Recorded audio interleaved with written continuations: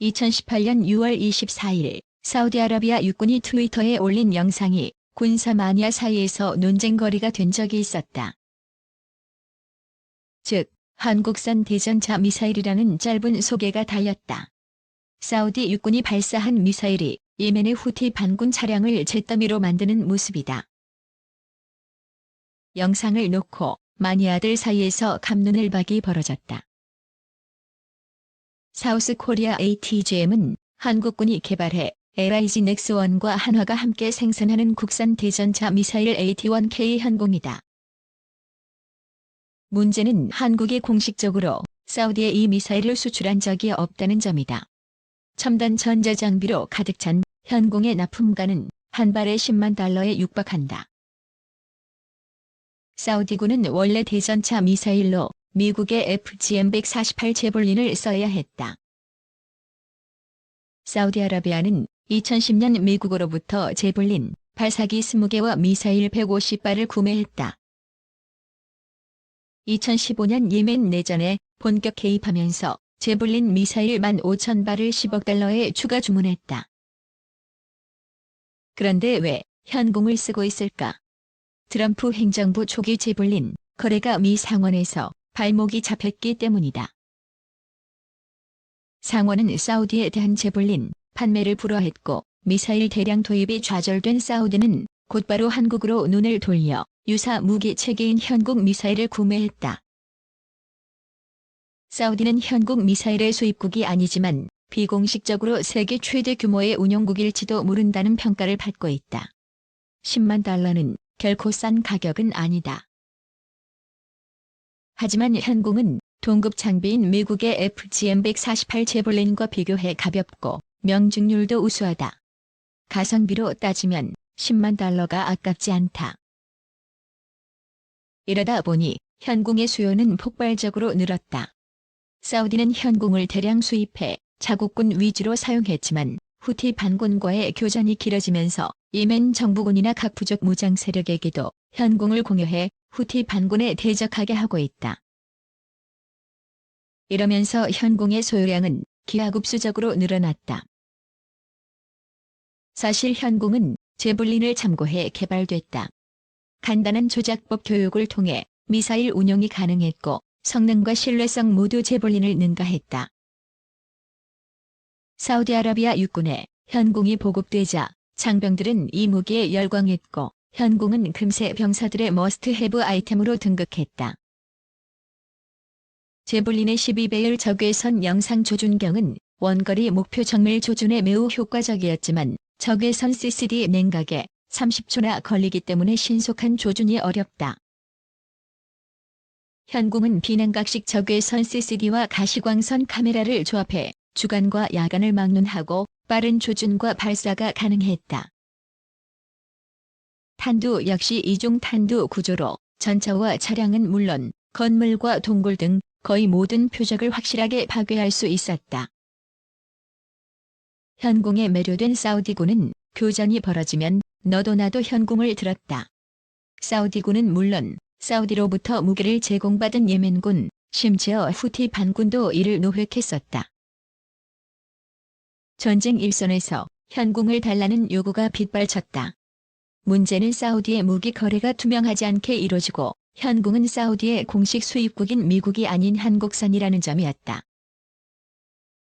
사우디의 국방 관련 예산은 정식 정부 예산과 특별회계 예산으로 구성된다. 특별회계 예산은 사우디 국영 석유화학 및 정유회사인 아람코의 수익금이다. 사우디 왕실이 직접 집행한다. 사우디가 아무리 전제 왕정 국가라도 왕족 간 견제와 권력 암투가 벌어진다. 아람코 수익금을 제멋대로 자기 주머니에 챙길 수는 없다. 사우디 왕실만의 독특한 거래 방식을 일컫는다. 한마디로 리베이트 거래다. 아람코 수익금을 무기 구매나 건설 사업 등에 지출하고 여기서 막대한 커미션을 챙기는 거래다. 지난 수십 년간 왕실 인사들은 이 알야마마 거래로 천문학적인 부를 축적했다. 한때 아랍의 키신저라 불리며 20년 가까이 주미대사를 지냈던 반다르 빈 술탄 왕자의 경우 1980년대 중반 430억 파운드 대모기 도입 사업을 성사시켰다. 대가로 약 1조 5천억 원의 리베이트를 받아 챙겼다. 전임 압둘라 빈 압두라지즈 알 사우드 국왕 역시 지난 2011년 미국에서 F-15S 전투기와 AH-64D 공격 헬기 등을 구매하는데 약 600억 달러를 썼다. 전문가들이 추산한 이 거래의 정상 가격은 전투기에 200억 달러, 헬기에 150억 달러 수준이다. 250억 달러, 한화 약 30조 원의 행방에 대해서는 사우디 왕가와 무기를 판 업체 외에는 아무도 모른다. 사우디군의 정식 입찰 공고 없이 아무도 모르게 수출된 현궁 역시 알-야마마 방식으로 구매했을 가능성이 크다. 이 때문에 한국의 구매자가 누구인지 밝히지 말라는 단서를 달아 비공식으로 무기를 구매한 것으로 보인다. 늘어나는 미사일 소요에 맞춰 눈덩이처럼 거래가액이 늘어났다. 문제는 이 미사일 도입 사업의 파트너가 한국이었다는 점이다. 사우디 왕실 인사들이 자기 주머니를 불릴 수 있는 여지가 없었다. 이유는 이렇다.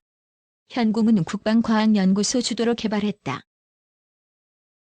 미사일은 LIG 넥스1, 발사대는 한화에서 생산한다. 현궁이 사우디아라비아에 수출될 무렵 국내 방산업계에는 이른바 적폐청산이라는 광풍이 불었다. 방산 비리 프레임으로 인해 LIG 넥스1이나 한화 모두 알-야마마는 꿈도 꿀 수 없었다. 이로 인해 한국의 현궁은 무기의 성능과 가격은 최고지만 리베이트를 원하는 고객에겐 매력이 떨어지는 무기가 됐다. 바로 중국 북방공업 노린코다. 1970년대 미국의 도와 소련의 AT-3를 참고해 훈젠-8 대전차 미사일을 개발한 게 노린코다. 이 기업은 이후에도 HJ-9, HJ-10 등의 다양한 대전차 미사일을 개발해 중국군에 납품했다. 노린코는 자신들이 개발한 최신 미사일 HJ-11을 사우디에 제안했다. HJ-12 미사일은 제블린의 복제품으로 알려져 있다. 길이와 중량, 내부 구성까지 거의 똑같다. 사거리가 4km에 달하며 균질 아변 강판 기준 1100mm를 관통할 수 있다. 현존하는 모든 전차를 일격에 파괴할 수 있는 최강의 보병 휴대용 대전차 미사일이라는 게 중국 주장이다. 현궁이나 HJ-12 모두 미국의 제블린을 참고해 개발됐다. 기존의 현궁을 쓰던 장병들은 간단한 교육만 받고도 중국제 HJ-11이 사용할 수 있다. 노린코는 10여 년 전 사우디에 PLZ-45 자주포를 팔았다. 당시 이 자주포는 중국군 외에는 누구도 쓰지 않던 무기였지만 사우디는 대당 100억 원에 가까운 비상식적인 가격으로 구매했다. 당시 세계 최정상급 자주포로 평가되던 한국의 K9이 대당 40억 원이었다. 이후 사우디는 무인기와 미사일, 야포 등 다양한 분야에서 중국제 무기를 수시로 구매했다. 2017년에는 아예 중국제 무인기의 사우디 현지 생산 공장까지 합작으로 차렸다. 알-야마마 형태로 이루어진 이 사업에 얼마나 많은 예산이 들어갔는지는 사우디 왕실과 중국 정부 관계자들 외에는 아무도 모른다. 최대 10억 달러에 달할 것으로 추정되는 HJ-12 미사일 거래도 성사됐을 것으로 보인다. 지난달 노린코는 HJ-12 미사일을 중동의 모국가에 판매했다고 밝혔다. 누가 몇 발을 얼마에 사갔는지는 밝히지 않았지만 당초 사우디가 15,000발의 보병 휴대용 대전차 미사일을 원했다는 것을 고려해보면 사우디는 최대 15,000발, 약 10억 달러어치의 HJ-12를 구매해갔을 가능성이 크다. 노린코가 HJ-12를 사우디에 본격 납품하면 현궁은 빠른 속도로 전장에서 사라질 것으로 보인다. 알-야마마로 인해 성능이 앞서는 메이드 인 코리아가 메이드 인 차이나에 밀려나는 형국이다. 중국산 미사일은 실전에서 현궁만큼의 명성을 보여줄 수 있을까?